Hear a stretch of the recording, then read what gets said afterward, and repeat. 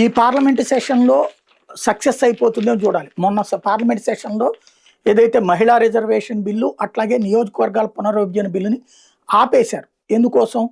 చివరిలో మద్దతు లేక, 2/3 లేక. సంపూర్ణ మెజార్టీ అయితే ఉంది కానీ 2/3 లేదు. దాంతో విత్డ్రా చేసుకున్నారు. ఇప్పుడు ఆ బిల్లుని తీసుకొస్తారా?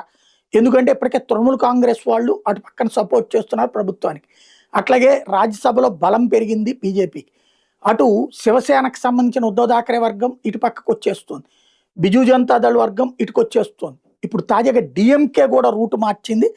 తాజాగా డీలిమిటేషన్ మీదన కేంద్ర ప్రభుత్వం పెట్టే బిల్లుని మేము చర్చించి మేము నిర్ణయం తీసుకుంటాం, కాంగ్రెస్తో కానీ ఐఎన్డీఏతో కానీ మాకు సంబంధం లేదని తేల్చి చెప్పింది. వాస్తవంగా క్రిందటిసారి అసలు డిఎంకేనే రెచ్చగొట్టింది, దక్షిణాది రాష్ట్రాలకు అన్యాయం జరుగుతోంది అన్నటువంటి. దానికి పరిష్కారమే మోడీ సర్కార్ చూపెట్టింది 50% హైక్.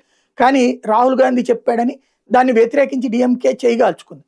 ఇప్పుడు డిఎంకే ప్రభుత్వం ఆ బిల్లును తెస్తే మద్దతు ఇచ్చేందుకు సిద్ధపడుతోంది. ఇది కీలకమైన మార్పు.